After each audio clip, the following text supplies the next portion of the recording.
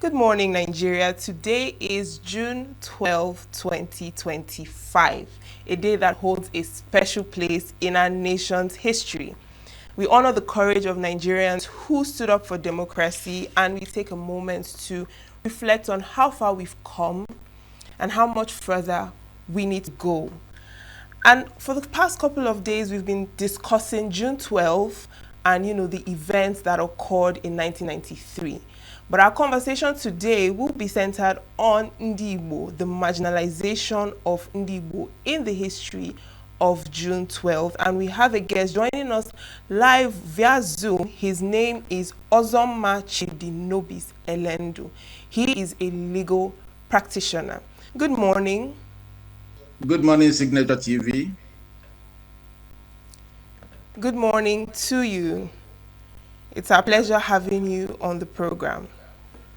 Oh, the pleasure and honor is mine to be here with you.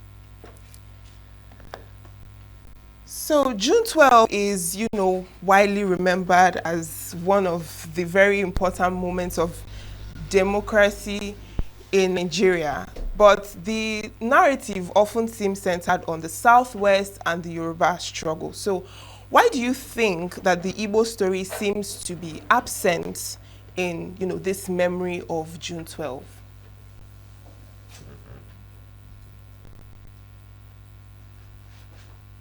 Everything about Nigeria today, at least since I started reading newspapers, and since I started having some interest in the political climate, everything about Nigeria has always been the Southwest. The Southwest has always taken monopoly, has always arrogated to themselves the prime place of being the architect of the foundation of the country called Nigeria. That is understandable. If you don't blow your trumpet, nobody will blow it for you. And if somebody decides to be lackadaisical and complacent about his rights, about his interests, that is his business. So I don't have any grounds against the Southwest for arrogating to themselves the achievements made in a democratic march as symbolized in the June 12 struggle. But that's a fallacy of monumental proportion. It is a fallacy because the Southwest actually had no role to play in June 12. They didn't play. If they did play any role, I think it would be false. It would not be. It would be improper for me to say that they had no role to play. They played a role, but the principal actors are from the Igbo land. In Nigeria, you cannot talk about June 12 without talking of the man called Professor Nwosu. As a matter of fact, Professor Nwosu comes before Abiola himself. Because if there was no Professor Nwosu, there could not have been a June 12. And I speak from an informed and knowledgeable position because I played a role in June 12. And I met Abiola in person. I also met Professor Nwosu in person. I know all the principal actors in June 12. Personally, I had personal interaction with them because I participated in the legal tussle over June 12. So I speak from informed position. But why I said that I do not envy, I do not in any manner at all hold any grounds against the Yorubas is there's a popular saying in my place that says, if a person does not lick his lips, the Hamatan wind will lick it for him. If the Igbo man decides to be complacent and sits down and not write his own history, he cannot blame the person who stands up, takes a seat, takes a pen, takes a paper, and writes his own history. And that is what the Yoruba man has done. And I congratulate them for that. I commend them for that. So Igbos should not be crying and weeping over a wound they inflicted upon themselves. They should write their history. If the Yoruba man owns newspapers, the Igbos pride themselves to be the merchants of commerce in Nigeria. They pride themselves to be the people who has the acumen to trade and do all sorts of commercial activities. They do the importing and the exporting. Why can't they import printing materials and start typing and start printing and start writing about their participation, their involvement in June 12? So they want the Yorubas to write those actions of theirs for them? Answer is no. Answer is no. So the Igbo man should stop this idea, oh, they did this to me, they did that to me. I always say it, I do not agree with this issue of marginalization. I don't agree, I don't accept it. I do not accept it. We fought a war, yes. We lost a war, yes. And so what? You started struggle after the war with only 20 pounds. Which a Yoruba man, said they should give to you. Endorsed by Gawan, a so-called Hausa man who actually is not from Hausa. He's from Plateau. Plateau is not Hausa. But because he has this slave mentality, he sees himself as an Hausa man. He announced the 20-pound allocated every Igbo man after the war. With that 20 pounds, the Igbo man has become what he is today in Nigeria.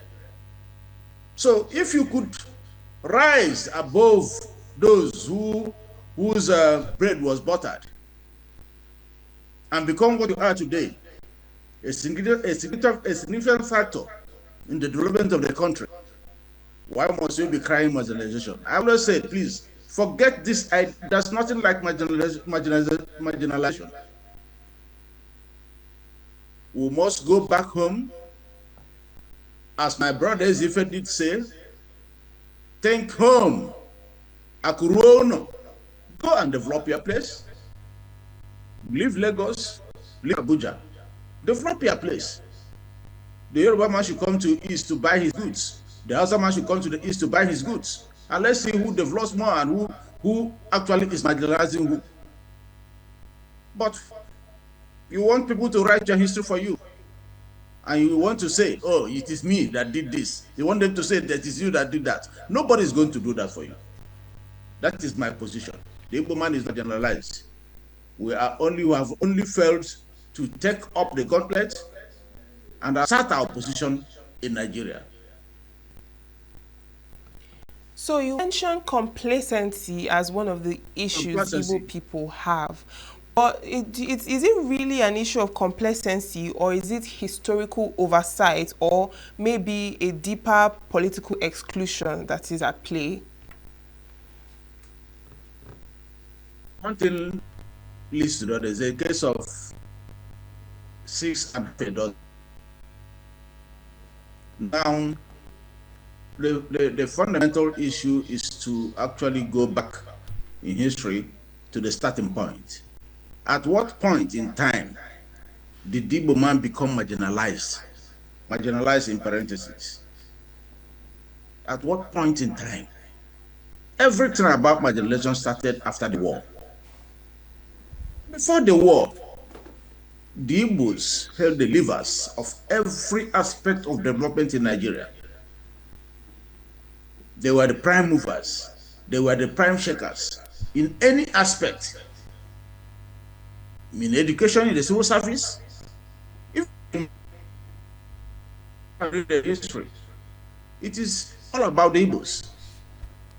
But somehow, possibly for lack of insight or hindsight, the Igbo man shot himself on the foot. How did he do that? After the war, or before the war rather, Those who organized the coup, the principal actors who have been alleged to be Igbos, ordinarily if they were really Igbos, they wouldn't have organized the coup because the president of the country at that time was an Igbo man. The Senate president, an Igbo man. The highest in the military, the only major general in Nigeria, the first in Africa, as a matter of fact, an Igbo man. Eastern region was developing faster than any other region in Nigeria. Forget what they say about Awolowo and the rest of them. You have to go and look at the history, really. See what Michael Opara was doing in the Eastern region. And you compete. Malaysia today, everybody tells you Malaysia is the biggest in oil industry. That is palm oil. Where did they get the seedlings? From Igbo land. So, but this issue of marginalization cropped up after the war. And it was instituted by the Yorubas, championed by Awolowo, led by Awolowo, who then was the commissioner for finance. In those days, he was called commissioner for finance and the vice chairman of the Federal Executive Council. He advised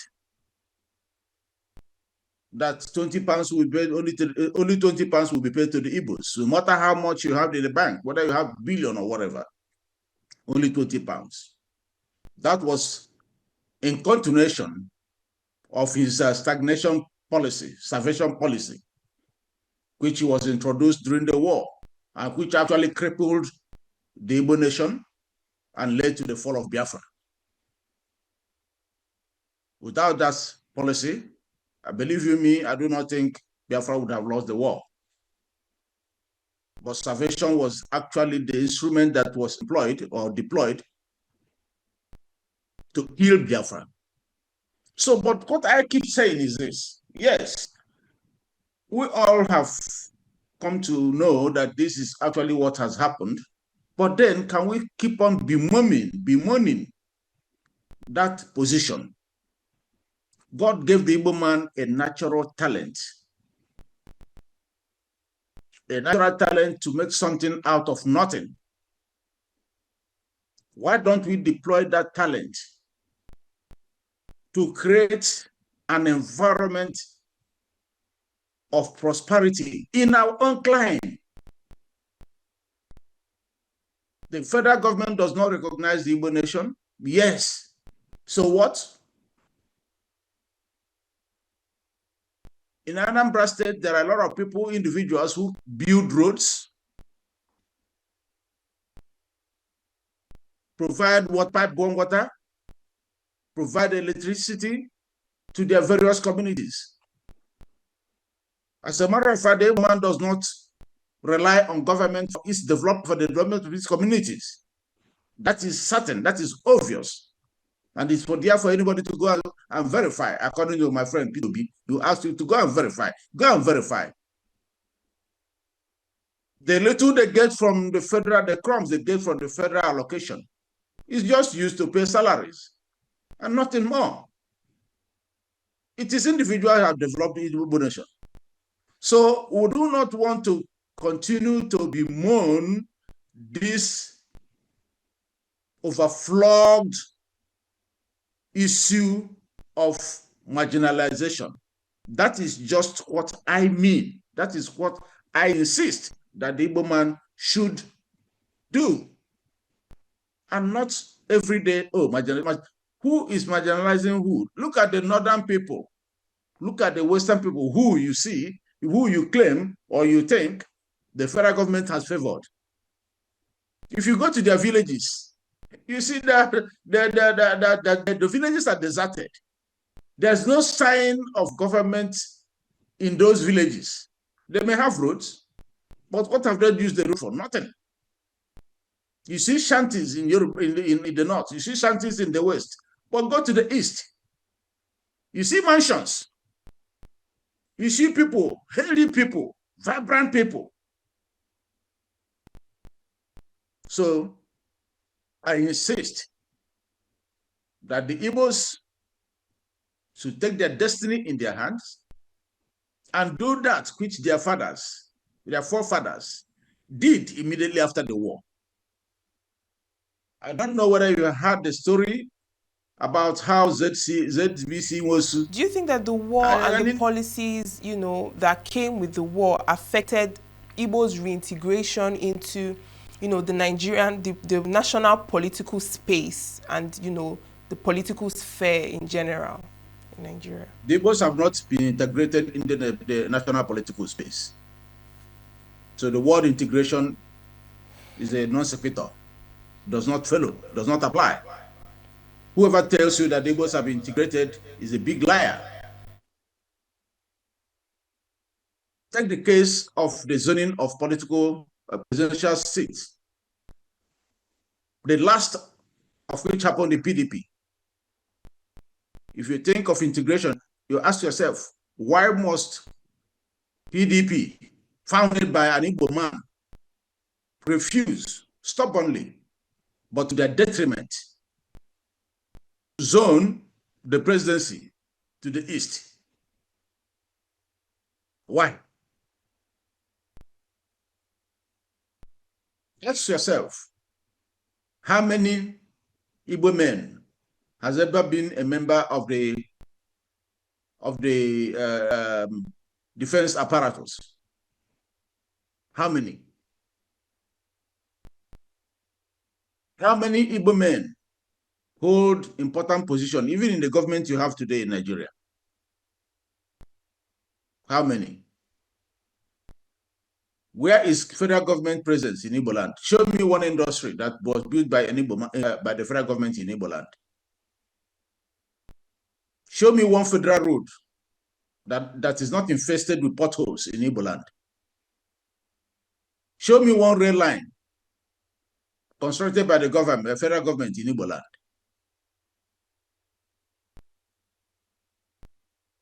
Go to the Supreme Court. Go to immigration.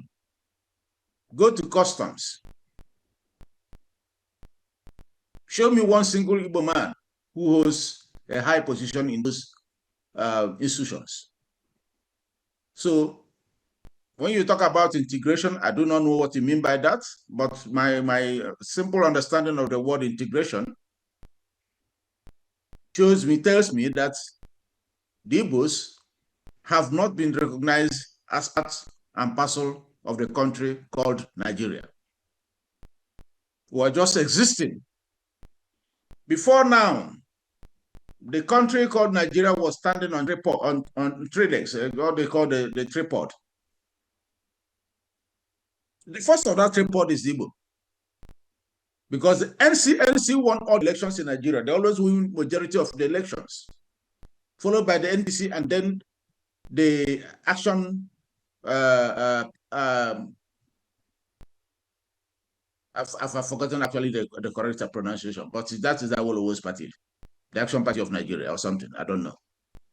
So those three parties, it is the NCNC that held sway. That actually led to Zik winning the premiership position in Western Nigeria. And he sway in Lagos.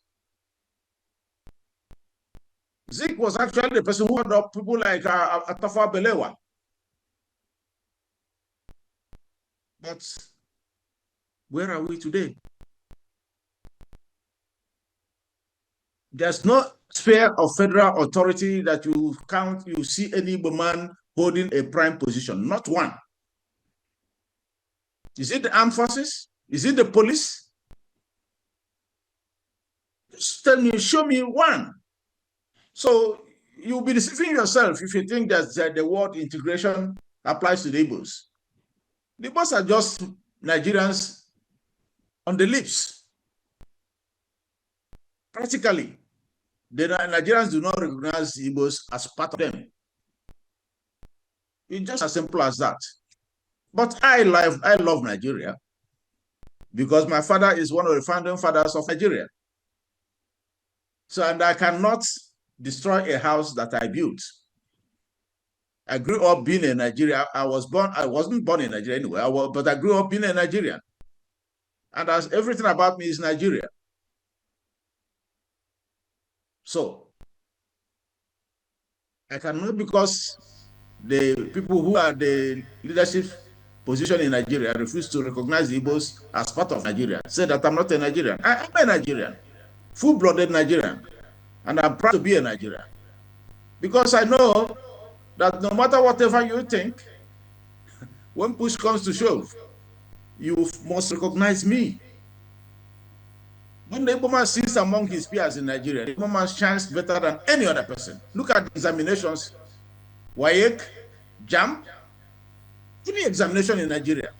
It is the Igbo man that comes first before any other person. If you go outside Nigeria, go to America, go to London, see the impact of Igbo men. So integrated or not integrated, Igbo is what it is. The Igbos, we are the Igbos. And we are naturally given to making things happen. We are naturally given to turning a desert into a fertile land. So we are here, and nobody can drive away. Forget the issue of integration. Forget the issue of integration. With or without integration, the Igbos have come to be. And without the Igbos, I tell you something, there will be no Nigeria. Okay, and you've also spoken about, Igbo people telling their story instead of waiting for other people to tell their story for them. And earlier on, Yes, you mentioned that you were part and you contributed during that election in 1993. So yes, can you share with us, what your contributions were as part of, letting people know Igbo people's contribution and telling our story as well? First and foremost, the first thing to say here is, if you recall, I said, without Humphrey Nwosu, Professor Humphrey Nwosu, there wouldn't have been June 12th. Humphrey Nwosu laid the foundation of democracy in Nigeria. And that Humphrey Nwosu comes from my local government, my old local government, the Agwata division of East Central State, the Agwata division of Anambra State, and today part of the what we call the old Agwata Union, where I come from. If you recall, during the June 12th saga, there was an association called the ABN, who actually were the one instrumental to the truncating of the June 12th through the judiciary. Professor Nwosu introduced in Nigeria what is now known as Option A4, where the African example of democracy was practicalized and demonstrated. Option A4. If the option A4, if Nigeria is not what it is, if Nigeria is a country that recognizes excellence, there cannot be any issue about this issue, a question of electoral reform or trying to bring up issues, make provisions under the Electoral Act that can never ever be applied or implemented. Option A4 is the one, is a principle that actually reenacted the abrogated Osuke system in Nigeria. And when I say Osuke system in Nigeria, I'm using that advisedly. What do I mean by that?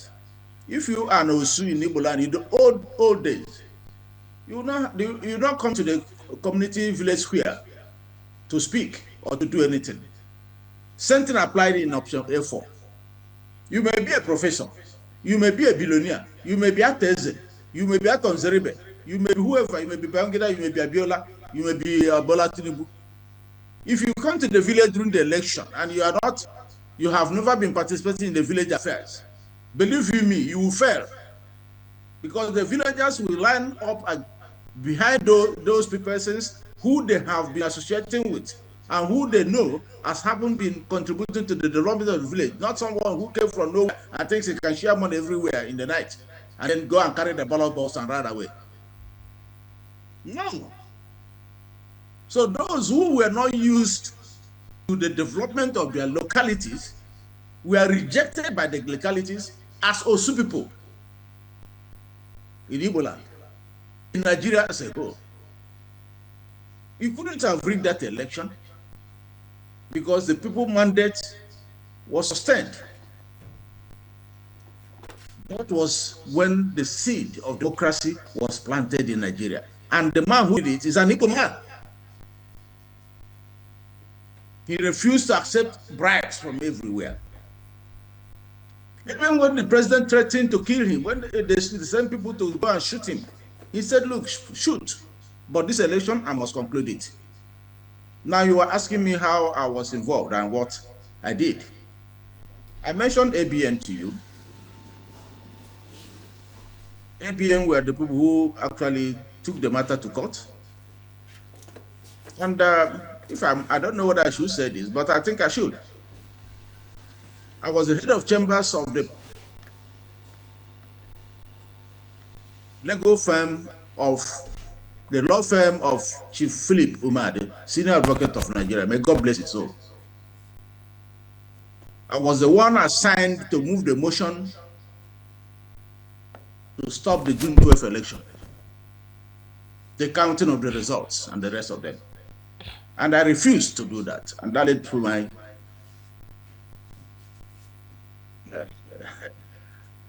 that led to the first quarrel and the major quarrel, the modern challenge I had with my principal. Eventually, I had to leave the chambers.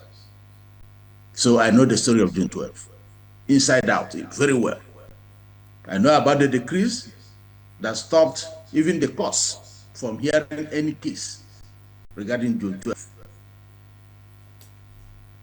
So I know about it, and I played a role. My role was not to move that motion. And it's on paper. It's not something you mouth. It's on paper. I don't know whether I've satisfied you with that. Well, you have to a reasonable extent. Now, looking at the present agitation for Biafra and this stronger push for, Igbo people wanting to be set free from Nigeria as a whole and to have their own Biafra. Do you think that this it stems from, the memory of constantly being sidelined, particularly, in events like the June 12th and, other events that have occurred in the country? Please, can you repeat the question? I didn't get the beginning of the question well. Can you repeat it? Can you repeat the question? Okay, so I'll take the question again. Yeah. I said, with the recent rising agitation for Biafra currently, and the stronger push for restructuring and Igbo people wanting to be set free from Nigeria as a country and to have their own, which is Biafra, do you think that this stems from a memory of being sidelined from in moments like such as the June 12th election and other events that have occurred in the country similar to that one? You see, the question of emancipation is as old as history. At each point in time, you see people seeking to have their individual identity. Today, in Nigeria, you must have heard of the clamor for Oduduwa Republic.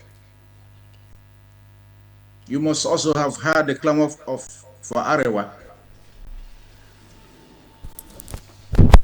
The clamor of the Igbos to have Biafra is not something that started today. It's something that started with the pogrom, something that started with the genocide. It's something that Ojukwu don't fought for.